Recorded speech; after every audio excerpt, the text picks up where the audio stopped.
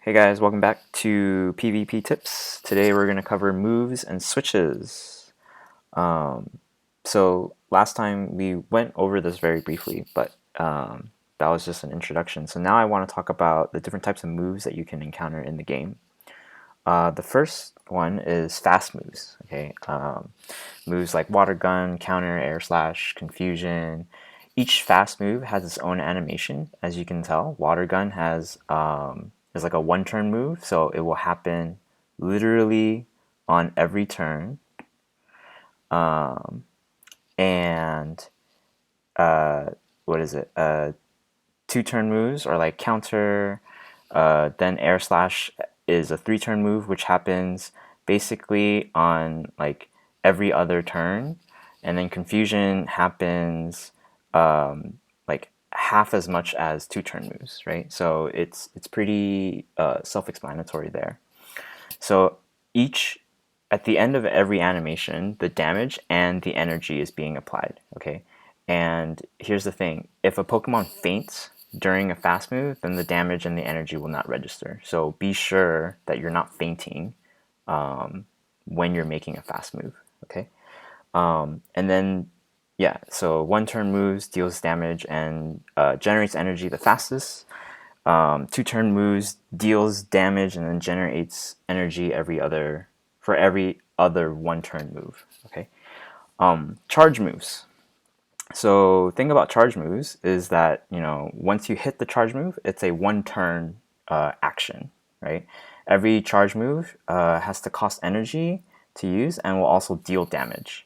Most of the energy that a Pokemon can store is 100. So you may have been battling recently and you've seen trainers like throw off back-to-back charge moves, and that's because they're storing energy while they're battling, right? And the most that they can store is 100, and every charge move costs some amount of energy, and that cost, right, is just being subtracted from the 100.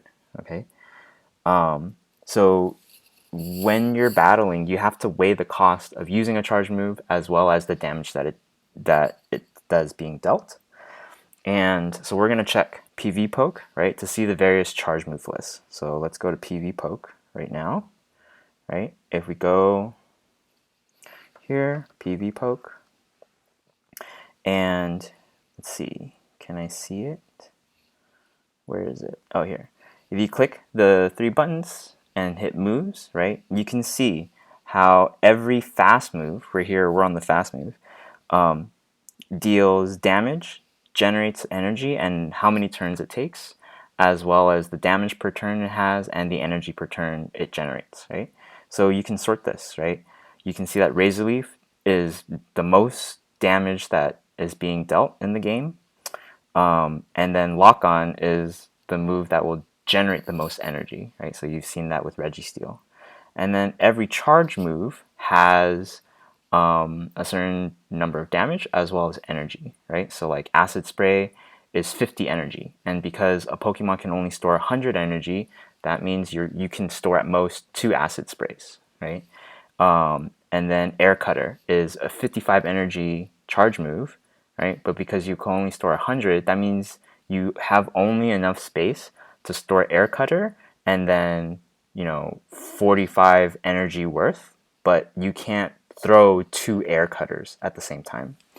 One prime example that many people have been talking about is Hydro Cannon on Swampert, right?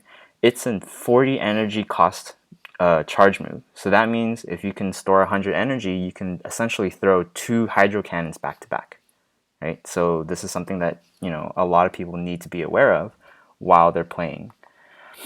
So right, unlike fast moves, you can block the damage from a charge move by using your shields, and you have essentially 5 seconds to decide whether or not you want to shield the charge move, right? So this is something that a lot of players also have to be aware of. Okay, damage dealt. There are 3 different types of damage that are being dealt from the fast moves as well as the charge moves. One is neutral damage, right? That's when you have the different types of Pokemon not doing, well, basically doing neutral damage to each other. You have super effective, right? So like a water attack on a fire Pokemon is doing super effective damage because water is super effective. And then you have not very effective damage, which is, moves that a lot of people would say are being resisted, right? Okay, so these are the three different types. Each of the 18 Pokemon types can be broken down to like what will deal damage to what, and then what's being resisted, and then what's being neutral. A lot of Pokemon have dual typing, right? So like, for example, Charizard, right? He's both fire and flying. And fire is already weak to rock, and so is flying. So not only is he receiving super effective damage, it's actually double super effective damage. Okay. So this is also something that you have to account for too, right? The dual typing and whether or not the super effective and the not super effective cancel each other out, or if they get added on. Okay.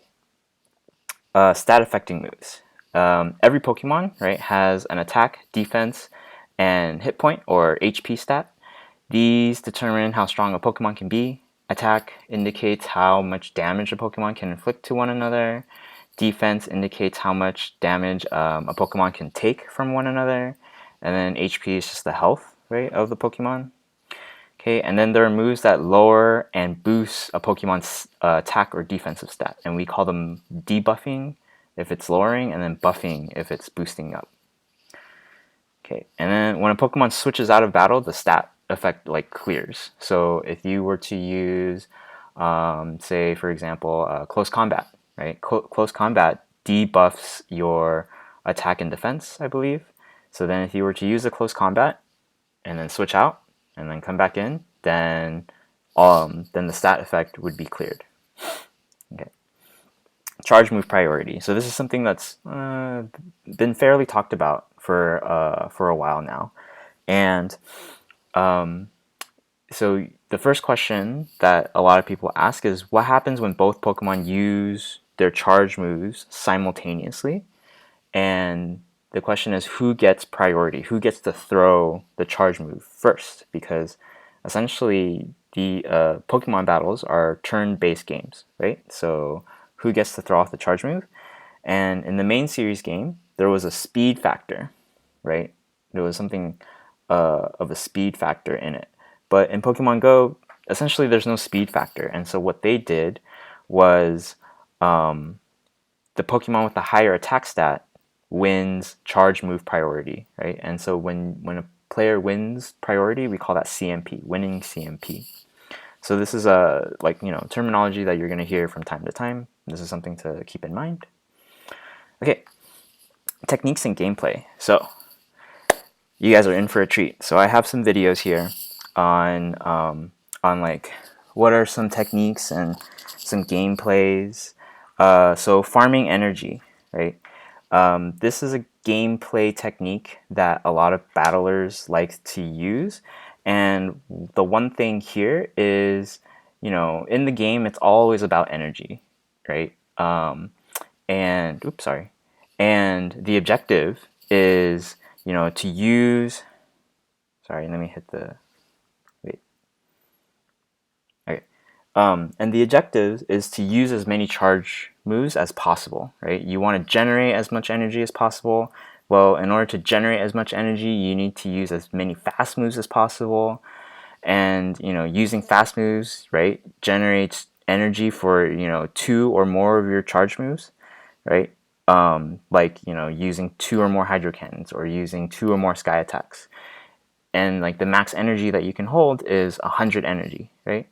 You don't want to use a charge move if you definitely can feint a Pokemon. So like for example here, Skarmory can definitely feint Tropius without using a charge move. It just uses its fast move, right? And you want to save energy, right, for the next Pokemon that comes out. So this is what we call farming, right? In this example, in this video here, Skarmory is farming down Tropius for energy, right? Already, Skarmory is hitting at 100 energy and it can't store anymore. But the thing is, I don't want to waste the energy on a Tropius when I can like kill it with air slashes. And then you're going to see here, Right when Wish Cash comes out, I'm going to use a Sky Attack, right? And then immediately after using the first Sky Attack, because I stored so much energy, I'm going to use another Sky Attack, right? And so now the opponent has to decide, do I shield or do I, let my Wish Cash get hit, right? And ultimately, they'll let the Wish Cash get hit. And then I just keep going, right? Keep farming up the energy, trying to like hit another charge move as best as I can. Okay. So that's what farming energy means.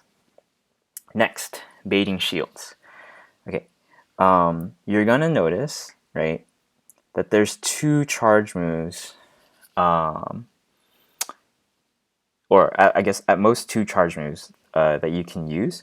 One of the charge moves, right, is going to be low energy costs. For example, on Wish Cash, Mud Bomb is a low energy cost charge move, and Blizzard will cost a lot more energy than Mud Bomb.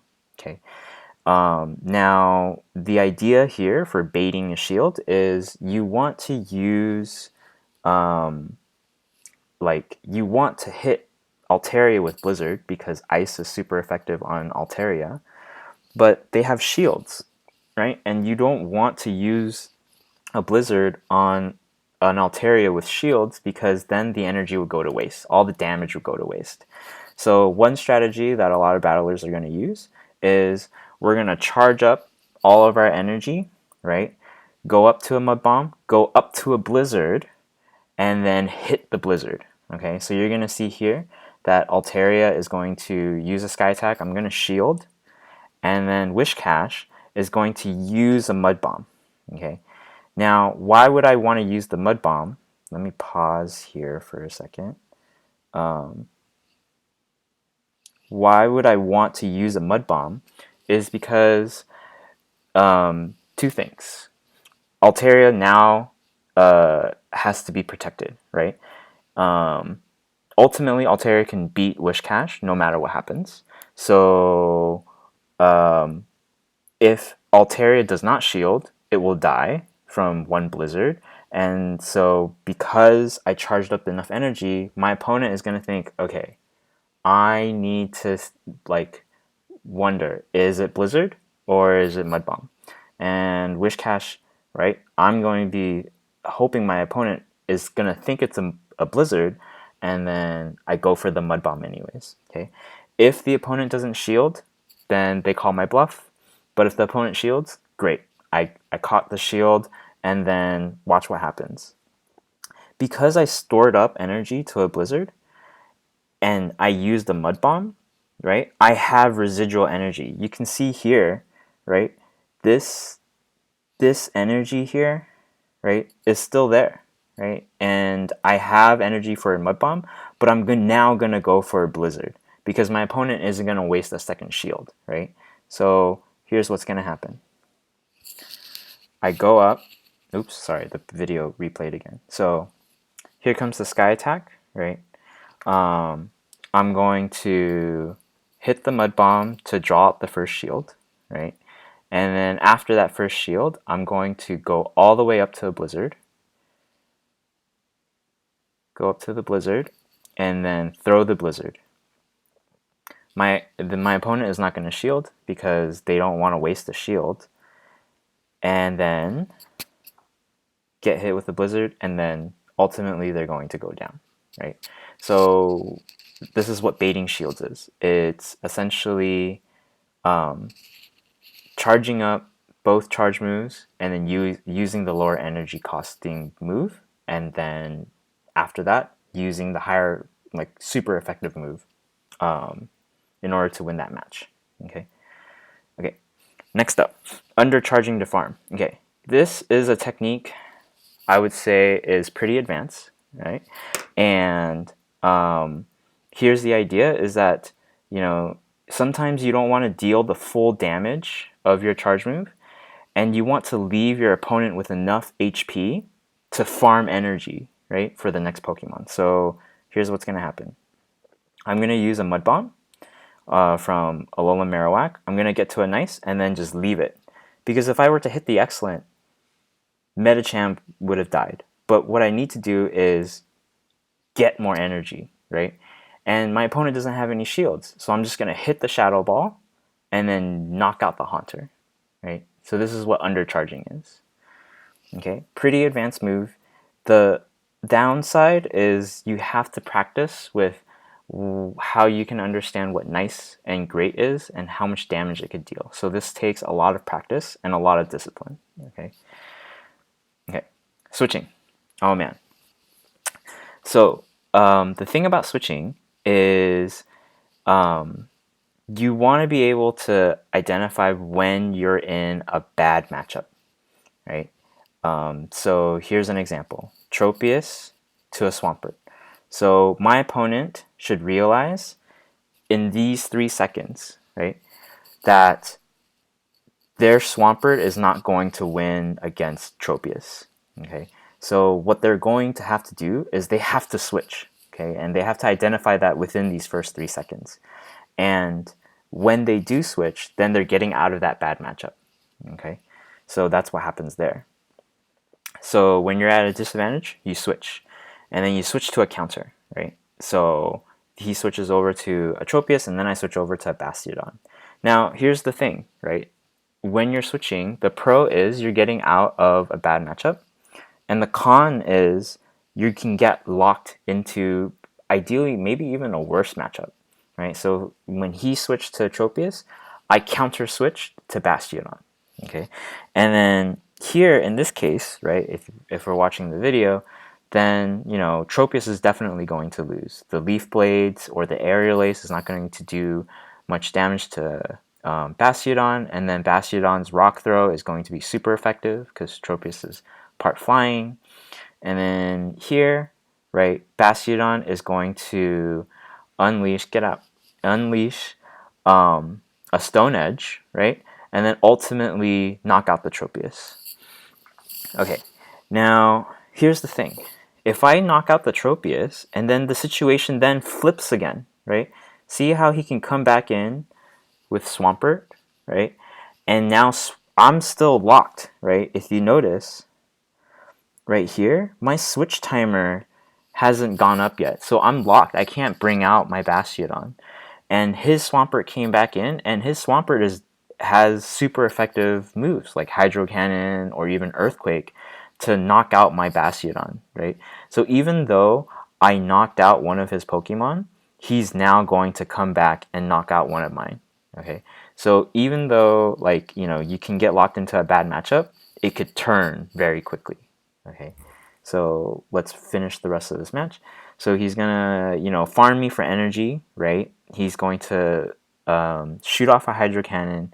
I'm going to shield because I'm thinking, oh, maybe I can get to a Stone Edge or I can wait out the clock, right? So at this point, right here, I have now one of two options.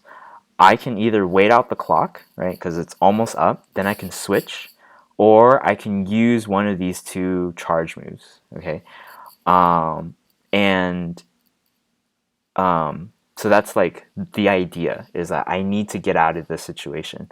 But ultimately, Swampert is going to come in and hit another Hydro Cannon, right? So my timing was off, and I wasted a shield. Okay, so these are the types of situations that you have to identify when you're switching, and whether or not you want to be in a disadvantage from the start or a disadvantage later. Okay. Okay. So let's look at this matchup again, but in a different scenario. Okay. So let's say, same matchup, Tropius versus Swampert. Okay. And my opponent switches out because they need to, right? And then I come back in with Bastiodon. Okay. Now, what was the situation before? Was that I used the Stone Edge to kill Tropius, and then his Swampert came in, farmed me for energy, and then used a Hydro Cannon, right? Okay. Well, I want to prevent all of that. So what do? Right? I'm going to fast forward a little bit. I'm going to... Can I fast forward a little bit? Okay. Tropius is going to hit me down for energy, right? I'm going to farm as much as I can, right? And now at this point, here, at this point, I have enough energy to knock out Tropius with a Stone Edge, right? But I still have too much health because when Swampert comes back in, ultimately after Tropius goes down, Swampert is going to farm me for energy, and I don't want that. So I want to prevent all of that. So here's what I'm going to do is I'm going to stop attacking. Bastiodon just waits, right? I'm going to wait for either the clock to finish or for Tropius to get low enough so that I can kill it, or for me to get low enough so that Swampert doesn't farm. Okay, so he's going to use a Leaf Blade. I survive this. I throw off a Rock Throw, and now look at that. Swampert now does not have enough health to farm me for energy, right? So this is one way to prevent like a disadvantage matchup. And again, this is a very advanced technique, and I would say practice this if you want to prevent your opponent from gaining an advantage, right? Okay. Next, time switching. Okay. For a lot of these battles, right, we're going to, let's see if I can bring up the battle. So here's Azumarill versus Venusaur, right? Ultimately, I'm thinking, oh, I have a bad matchup because, Azumarill is water, water's weak to grass. But the thing is, Venusaur, right, I know Venusaur has Vine Whip. And Vine Whip doesn't deal that much damage, right? I can sort of, and Azumarill is pretty tanky, right? And here's what I want to do is I want to avoid the Frenzy Plant, right? Well, you may be wondering, okay, so when does Frenzy Plant, the charge move for Venusaur, come into play? Well, if we go to PvPoke, right, and look at the simulation, okay, so here's Azumarill versus Venusaur, you'll see that Venusaur gets to Frenzy Plant right around here, right? So it would generate enough energy for a Frenzy Plant. So it has to do 6 Vine Whips in order for that to happen, right? And then you can see, a predicted health of my Azumarill, right? My Azumarill will be at 141 out of 183 HP. So that's actually, bearable for me. So here's what I'm going to do is I'm going to count the number of Vine Whips that Venusaur does and then switch out when he has enough energy for Frenzy Plant. So here's how it's going to happen, right? Play. Oh. So we're going to count the fast moves and then switch. So here we go. 1, 2, 3, 4, 5, 6, and then switch. Right? So now my Skarmory catches the Frenzy Plant, and my Azumarill is safe. Okay. So what are the pros for this? Pro is your opponent uses up the energy, right? And you don't need to use a shield. And then the con is, well, when you switch, your opponent counter switches, so you get locked in a bad matchup. Okay, so you have to outweigh, right, the pros and cons of using these time switches. Okay. Next. Oh, I know. So next, let's say, what about like one turn moves, right? So here's an example. If I can bring it up. Altaria versus Venusaur, right? Hit battle. You may be wondering, oh, how do I count, right, for these one-turn moves, right? So here's Altaria. It's going to beat Venusaur because it has Sky Attack, and Venusaur is weak to flying. And you're wondering, okay, how do I count that, right? Like all of these one-turn moves, that's like impossible to count. So here's the play-by-play. Okay, so here's Venusaur and Altaria, and you're gonna count, right? You're gonna count all of these Dragon Breaths and see, okay, where is my Sky Attack? It should be on like the 17th Dragon Breath. So I'm gonna count, and then I switch. Okay, but the thing is, one-turn moves are extremely hard to count, right? And here's a way, right? Top secret way to count one-turn moves. Okay, I'm going to count my moves, right? Count your own fast moves if you can't count your opponent's. So for example, right, on PvPoke, it takes me, what is that? 1, 2, 3, 4, 3, 4, 5, 6, 7 Vine Whips, right? And then I hit a Frenzy Plant, but then Altaria has enough energy now to hit Sky Attack, right? So I have to count 7 Vine Whips, and then I switch, okay? So here's what I did, right? Here comes Venusaur, here comes Altaria, okay? Count your own Vine Whips. Go. 1, 2, 3, 4, 5, 6, 7, and then switch. See that? Right? So this is a pro skill. Not a lot of people know about this. So also advanced, right? You have to count your own fast moves. Okay. Next up, bodyguard switching. So for bodyguard switching, is very much like time switching, right? Where you count your opponent's fast moves. But the thing is, when you switch, you want to switch to a Pokemon that will basically absorb the charge move, where the charge move is going to deal not very effective damage, right? So like he switches, and then Venusaur is going to use a Frenzy Plant, and then Skarmory is going to be receiving not very effective damage. So this is what we call bodyguard switching, right? Switch to catch a charge move that will do not very effective damage. Okay, pros again, right? Prevent shield usage. Oops. But like the con is, you could be essentially locked into a bad matchup. Okay, cool. Sacrificial switching. So, let's say you're in a situation, right? There's no more shields. Here you have Registeel versus Registeel, and I'm expecting a Focus Blast, right? And Focus Blast is going to deal super effective damage. At this range, it could, well, it won't kill me, but it'll put me at very low health, right? So what's one thing that you can do, right, when you have no shields? Okay, go away, Steve. When you have no shields, right, is you count the fast moves, and then you switch to catch, your opposing charge move. Okay, this is what we call sacrificial switching, right? When you're out of shields and you need to save a shield, right? Then you switch into a Pokemon that has low HP, right, or will not be helpful for you for the rest of the match, and switch to them. Okay. Pro is you save an HP and you also save your health. But the con here is you definitely need proper timing. Okay, so this could happen at the end of the match. You can prevent sealed usage from like the very beginning, right? Just sacrificing them. But yeah, definitely needs proper timing.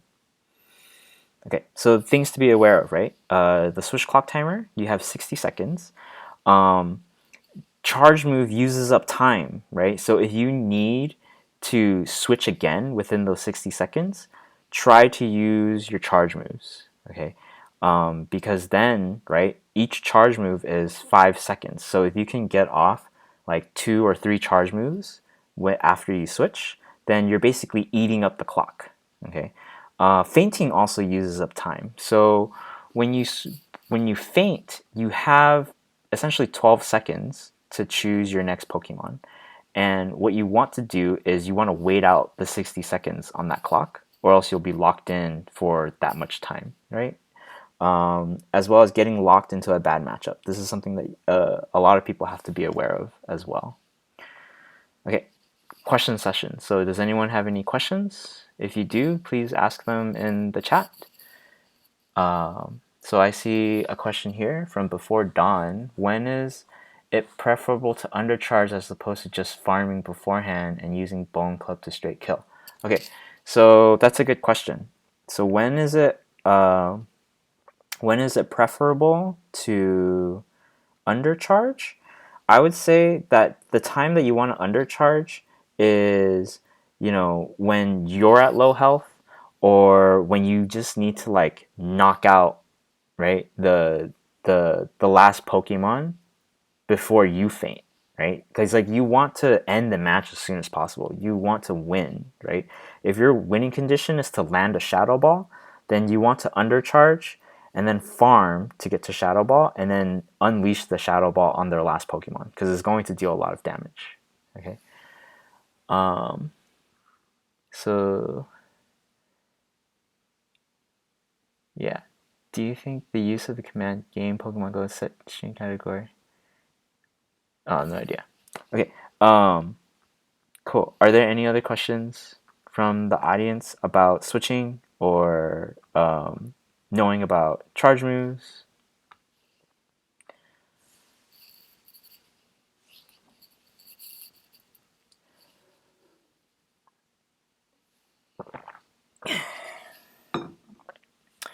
Wouldn't theoretically using a few more fire spins on Metachan beforehand and getting nice or excellent wouldn't matter on Bone Club after that net? And don't forget. Oh, okay. So you want to know whether getting a few more fire spins on Metacham would make a difference, right? Okay, so let's check because I'm curious about this too. Shadow Ball, right? Shadow Ball is 55 energy. Okay, so if you can store 100 energy, that means you can't store 2 Shadow Balls, right? So in that video that I just showed you, I needed a second Shadow Ball, right? Sorry, I needed a Shadow Ball to knock out the Haunter. So the thing is, I need to charge up energy, use a Bone Club, as well as um, get off a Shadow Ball, right? And the thing is, I don't know if one Shadow Ball is going to be enough because I didn't know if it was going to be a Hunter in the back, right? So that's the idea: is that you want to keep farming energy because that's like that's the objective, right? In the game is to farm as much energy as possible and then to use as much charge moves as possible. Yeah, like I wouldn't have known if it was Haunter. And so maybe I needed 2 Shadow Balls, right? And one Shadow Ball wouldn't be enough. So I need to farm for more energy. Okay, that's a good question. Okay, any other questions before we leave? Yeah. Okay. Great. So next week or next time, we're going to talk about building teams as well as like what is synergy, right? For building teams. So if you like this video, please give a like, hit the subscribe button, follow me on Twitter, follow me on Twitch. Could you go over the PvPoke and counting the different scenarios? What do you mean, Mickey?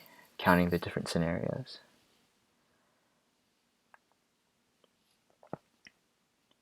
So here's PvPoke, right? Like here for a Azumarill versus Venusaur, right? Like if you sim the match, right? And then you can even see it's like, okay, I need to get out after 6 Vine Whips or before 6 Vine Whips happens. I need to get out before this Frenzy Plant. Like what moves, like yeah, right? So like here, right? So that means, if you're in a matchup where it's a Azumarill versus Venusaur, like you have to count. Be like, okay, did he hit 6 Vine Whips?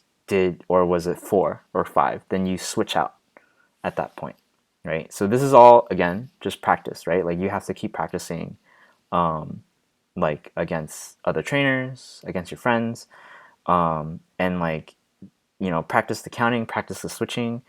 I would say practice switching on like the 3rd or 4th Vine Whip, right? And then once you get the timing down, then you can switch out on the 5th or 6th Vine Whip. Okay. So again, it definitely takes practice.